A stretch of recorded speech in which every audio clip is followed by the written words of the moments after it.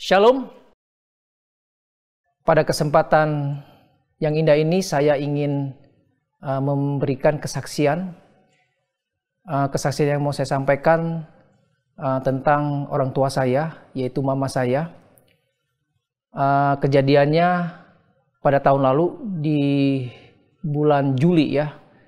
Dan kita tahu bahwa di tahun lalu itu untuk angka COVID sedang melonjak ya, terutama di bulan Juni dan Juli. Di awal bulan Juli saat itu mama saya merasakan gejala badannya hangat dan dia susah bernafas. Dan saya melihat ya, karena saya anaknya, kok saat dia mau berjalan dia susah bernafas ya dan cepat capek. Dan saya berpikir, wah ini sepertinya takutnya kena COVID ya. Dan saya bilang ke mama saya untuk berobat ke rumah sakit. Sampai di rumah sakit, dokter memeriksa ya. Memang dari pemeriksaannya itu hasil dari pemeriksaan untuk COVID-nya positif ya. Dan dokter menyarankan untuk dirawat. Nah saat itu mama saya dia tidak mau untuk dirawat ya. Dia bilang untuk sementara isolasi mandiri saja. Oleh karena mama saya bersikukuh, akhirnya dokter memberikan izin ya kepada mama saya untuk isolasi mandiri. Dan saya sebagai anaknya ya, dokter meminta agar ya kamu Desmond tolong dipantau mama kamu. Beberapa hari di rumah saya melihat kondisi mama saya tidak ada perubahan ya. Bahkan semakin ya kondisinya semakin menurun ya, terutama di dalam pernafasannya. Dan ya saya berpikir bahwa ini harus dirawat ya. Saya harus bawa mama saya. Jadi akhirnya ya mama saya dibawa ke rumah sakit dan dokter periksa. Dan disitulah memang dokter bilang ini harus dirawat. Dan puji Tuhan ya, mama saya akhirnya ya dia mau untuk dirawat.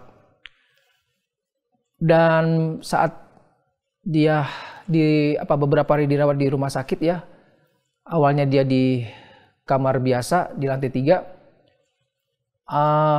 Kalau tidak salah di hari ketiga atau hari keempat saya ditelepon ya, kalau mama saya itu harus masuk ke kamar ICU ya, ruang ICU isolasi.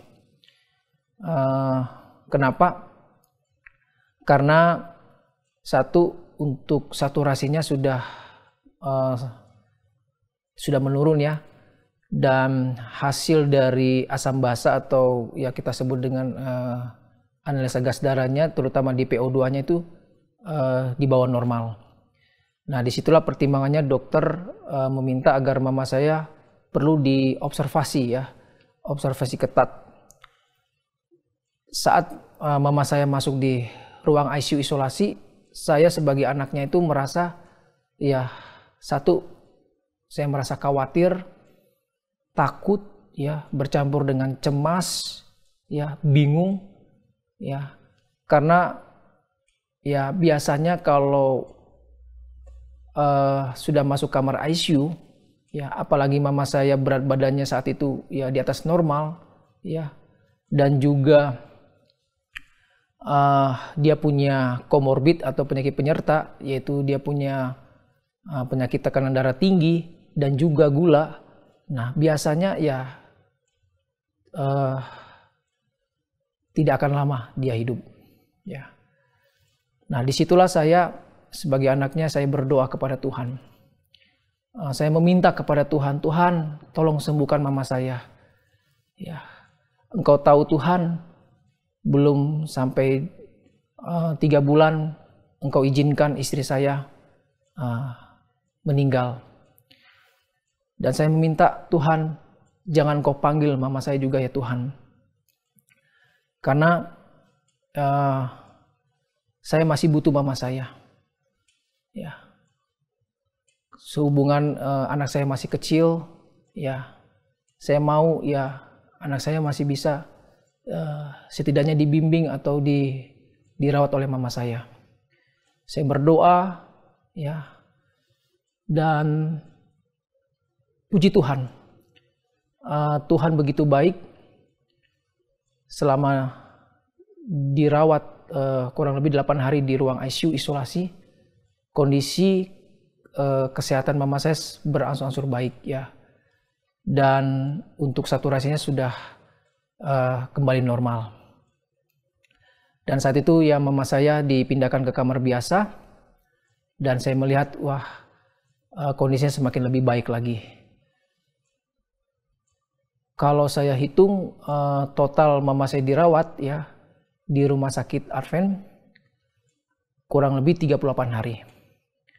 Dan saya bersyukur bagaimana Tuhan itu baik ya kepada saya.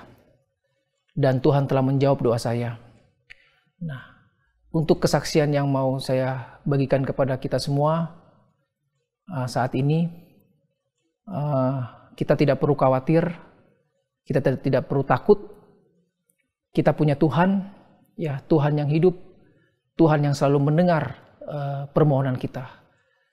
Sebagaimana di dalam firman Tuhan, di dalam 1 Petrus 5 ayat 7, ya, berbunyi, serahkanlah segala kekhawatiranmu kepada Tuhan, maka Ia akan memelihara kamu. Itulah janji Tuhan yang pasti. Ya, kita pasti memiliki satu pergumulan ya masing-masing, masalah masing-masing. Namun kita serahkan kepada Tuhan. Biarlah Tuhan yang akan memberikan solusi atau memberikan yang terbaik di dalam masalah kita. Itulah kesaksian yang boleh saya bisa bagikan kepada kita semua. Terima kasih, Tuhan Yesus berkati kita semua. Amin.